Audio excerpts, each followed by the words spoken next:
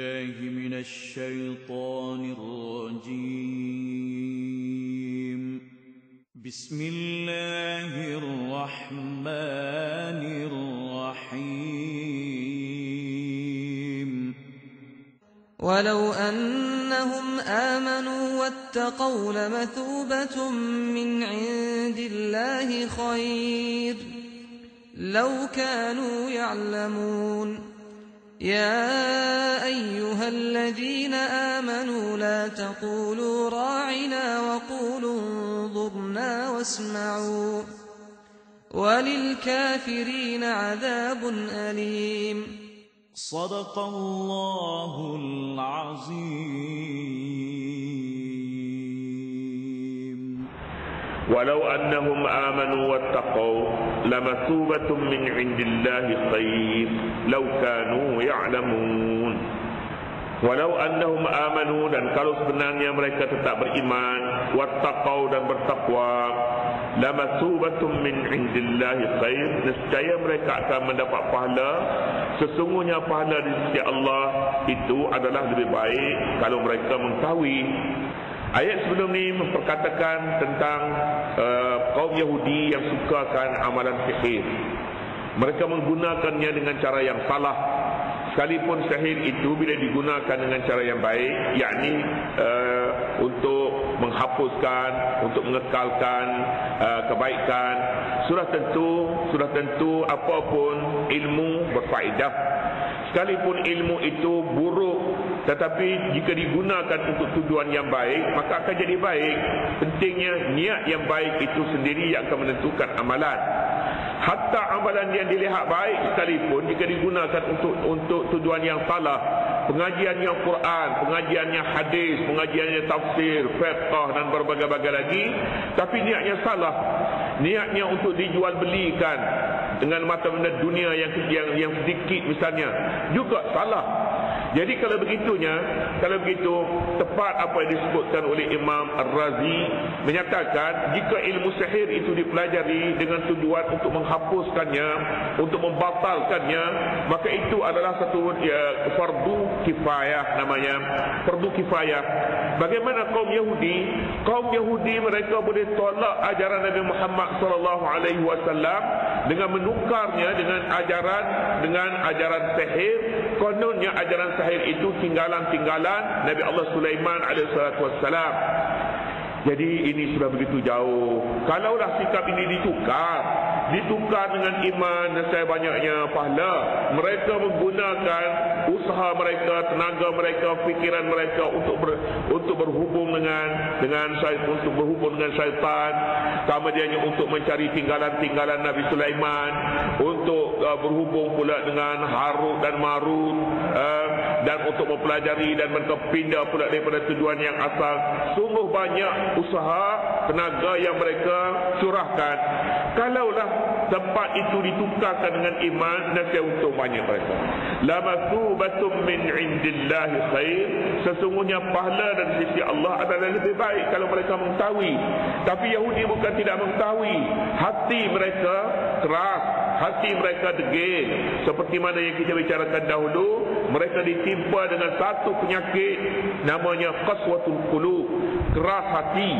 Keras hati ini menjadikan mereka sebenarnya melihat kebenaran ini tidak berminat dengan kebenaran, sebaliknya suka mencari sesuatu yang salah, yang menyeleweng. Habislah ayat yang 103, masuk pula ayat 104 yang membicarakan tajuk yang lain pula, iaitu ya ayyuhallazina amanu la taqulu ra'ina wa qulu zurna wasma'u. Wahai orang-orang yang beriman, jangan kamu mengatakan ra'ina.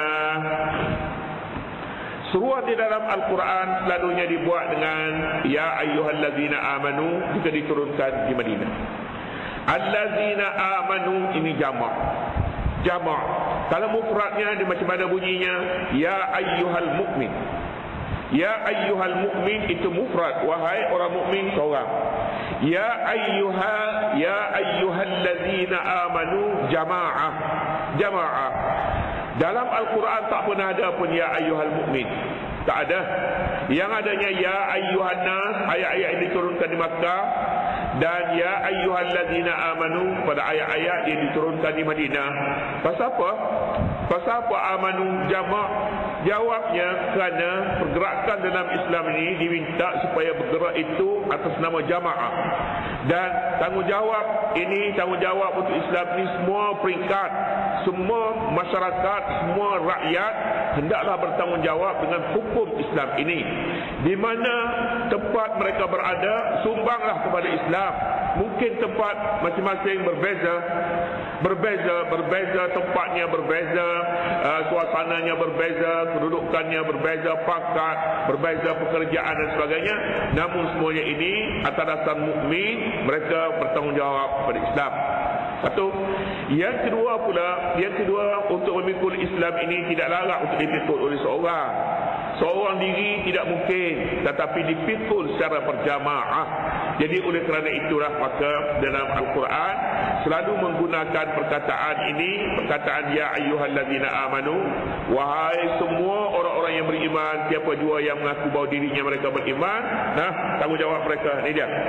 Tanggungjawabnya di sini, jangan kamu berkata ra'ina. Jangan kata ra'ina, tak boleh sebut ra'ina. Ini pada zaman Nabi SAW. Para sahabat apabila bertemu dengan Nabi, mereka kata pada Nabi, wahai Rasulullah, ra'ina, tolonglah kami, tolong jaga kami, tolong pelihara kami, tolong perlahan-lahan sikit bila nak ajar kami ni, orang tua kami ni benak ngaji. Jadi ra'ina, peliharalah kami, ra'i kami, ra'i. Ayat turun, jangan kata perkara itu. Pasal apa? Pasal Yahudi bermain politik kotor.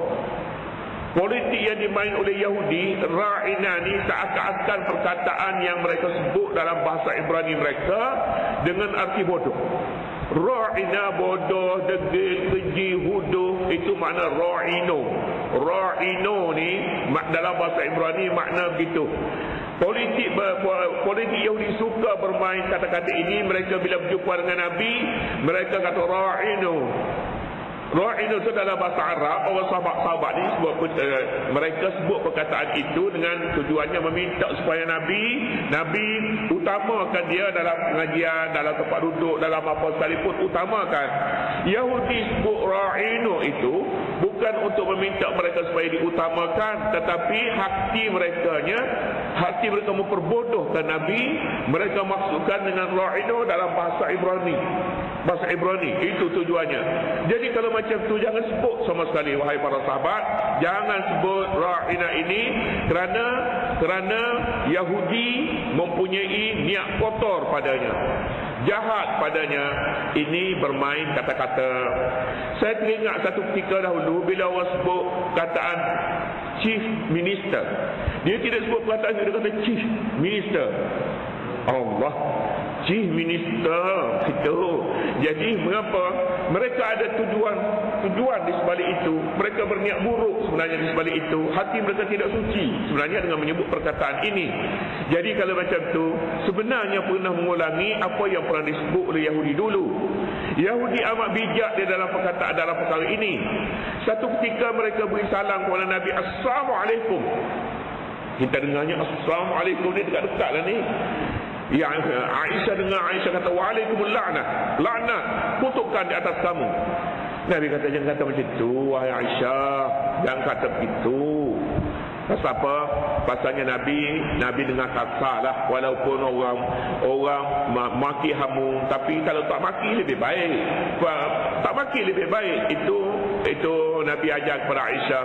Aisyah kata bukankah dia maki kita? Sekalipun dia maki kita, sebenarnya kalau kita tak maki dia pun tak apa. Tak apa, kan dia lebih baik. Faman i'tada 'alaikum fa'tadu 'alaihi. Siapa diceroboh kamu, maka boleh kamu ceroboh pada dia, boleh. Tapi faman 'afa wa aslaha fa ajruhu 'ala Allah. Tapi kalau kamu maaf dia, kamu perbaiki keadaan itu, maka pahala kamu dapat. Oh begitu. Jadi ini Yahudi dalam sejarah awalnya tidak niat baik sebenarnya apabila menyebut perkataan ra'ina. tak baik. Jadi kalau begitu tukar perkataan ini. Ini politik juga. Politik kita nampak orang salah guna, kita banyakkan bahasa lain. Tukar dengan perkataan wa qulu zurna wasma'u. Dan hendaklah pula kamu kata begini, kata unzurna wasma'u, dan dengarlah kamu atas segala perintah dengan sebulat hati untuk menerimanya. Tukar perkataan ra'ina kepada unzurna wasma'u, dan hendaklah kamu dengar perkataan ini, perintah mana, perintah tukar perkataan. Tukar perkataan ini adalah langkah yang sebaik-baiknya untuk mengekalkan penggunaan kata-kata yang baik. Hakikatnya dalam penggunaan bahasa, penggunaan kata-kata ini perlu digunakan kata-kata yang baik sekalipun terhadap musuh. Kerana kata-kata yang baik sebenarnya sasarannya ialah hati. Hati yang suci boleh menerima kata-kata yang juga yang suci, tetapi kata-kata yang buruk boleh mengotorkan hati yang suci. Oleh yang demikian, Al-Quran menghadapi sikap kaum Yahudi yang bermain politik kotor ini supaya umat Islam tidak menurut, tidak meniru kata-kata mereka, sikap mereka, dan dalam ucapan ini tukar mana-mana perkataan yang buruk itu. Di sini perkataan ra'ina tidak buruk. Ra'ina daripada ra'i, kullukum ra'in wa kullukum mas'ulun an ra'iyati. Kullukum ra'in, setiap kamu adalah pemelihara, penjaga, pengawal. Wa kullukum mas'ulun an ra'iyati, setiap kamu mempunyai tanggungjawab terhadap rakyatnya. Ra'ina tak boleh disebut pada ketika itu. Ketika perkataan ini disalahguna oleh Yahudi, jangan guna. Tapi zaman sudah berlalu. Tidak ada lagi orang menyalahgunakan perkataan ini. Kalaupun ada, maka semuanya telah diketahui dan tidak laku lagi isu ini. Kerana isu yang berupa politik kotor ini hanyalah untuk semasa. Masa ini saja tidak boleh, dan sekarang sudah dibolehkan dan tidak ada halangannya lagi. Walil kafirin azabun alim, dan ingat orang-orang kafir itu akan beroleh azab seksa yang tidak terperi sakitnya. Laknat untuk orang-orang kafir, bukan untuk individu tertentu. Yahudi sebenarnya boleh dikesani siapa yang menggunakan kata-kata kesat ini terhadap Nabi, boleh dikenali, tetapi Al-Quran tidak menyebut nama mereka satu demi satu. Mengapa?